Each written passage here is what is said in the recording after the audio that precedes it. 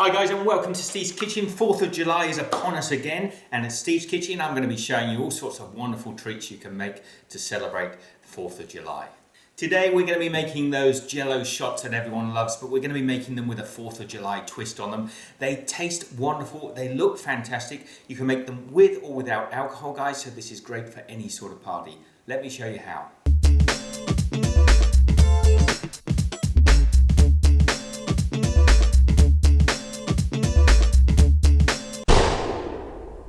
Now we're starting with a 3-ounce pack. That's about 85 grams of this jelly mix, the Jello premix that you can buy that's already flavoured. And we're not going to follow the instructions on the pack. I want a slightly thicker jelly than what they recommend. I'll empty the pack into a bowl. Then we're going to add 1 cup of boiling water straight from the kettle.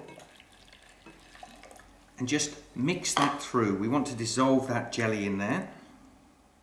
So when you're comfortable that the gelatin is completely dissolved, here's where you decide if you want an alcohol-based shot or not. We're going to take half a cup of either vodka or just plain water and pour that in to cool that down a little bit. Give it a little mix through. So at this point, guys, I'm going to want to put about 1/3 of this into a shot glass. Now, if you use the previously filled shot glass, you can use that as a sort of measure to make sure you've got a similar or very close to the same amount in each glass.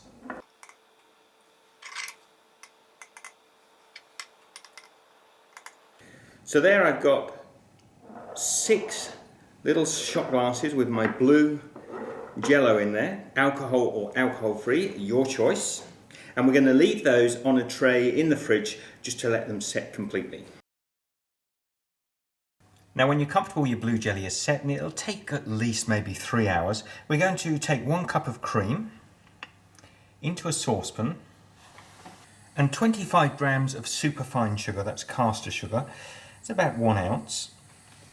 Just start to mix that through over a heat. And I'm just going to add 1 teaspoon of vanilla extract in there as well for a little flavour. So this is very similar to the way you make a panna cotta. It's not really a panna cotta because I'm going to set it a little bit firmer with extra gelatin, but very similar and the principles are the same. Now as this creamy sugary milk comes up to a boil, when it's near a simmer, I'm taking 2 teaspoons of unflavoured gelatin. Now you could use 2 of the gelatin leaves, and I'm just going to sprinkle that over the top of the cream and then let it mix in. We want this gelatin to completely dissolve in the cream. As you can turn the heat off now, this is quite hot enough. Now when you're happy the gelatin is completely dissolved into the cream, I want to set this aside in a cool area for about 15-20 minutes just to let it cool down before I pour it on top of our blue jelly.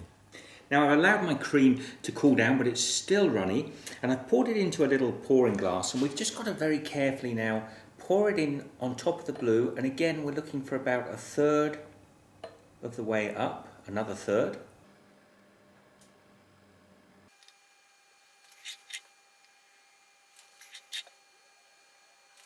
And now they're ready to go back in the fridge for another 2 to 3 hours until that's set firm. Okay, once your white jelly has set, and that takes 2 or 3 hours, we're going to now take a strawberry jelly, a red jelly. Again, that's a 3-ounce packet, that's about 85 grams. And into that, I'm going to add 1 cup of boiling hot water.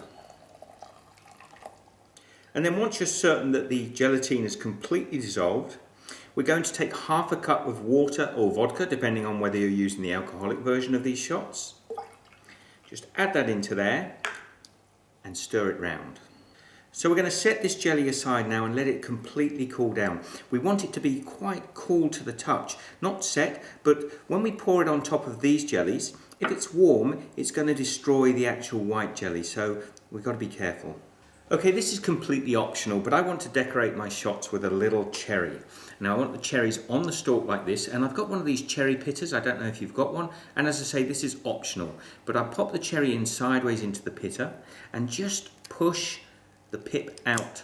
Wait, now you didn't see that there because it flew over the other side, but what's happened is I've taken the pip out of the centre of the cherry now, and then I'm just going to take the cherry itself and I'm going to slice a little tiny bit off the bottom so the cherry stands like that. Okay, and I'm going to use that inside my jelly as a little decoration. Right, now I'm just going to finally assemble this. I've got my little cherry, and I just stand it in the middle there. And I've allowed my red strawberry jelly to cool a little bit now, and I'm just going to pour it over the top of the cherry, let it sit there on top of the white. And there you have it, guys. I'm going to set these aside for a good couple of hours to let them set. And there are my 4th of July jelly shots. Whether you have them with alcohol or you have them without, they look fantastic and they're going to taste absolutely wonderful. I'll give one of these a try now. They completely set, they won't come out.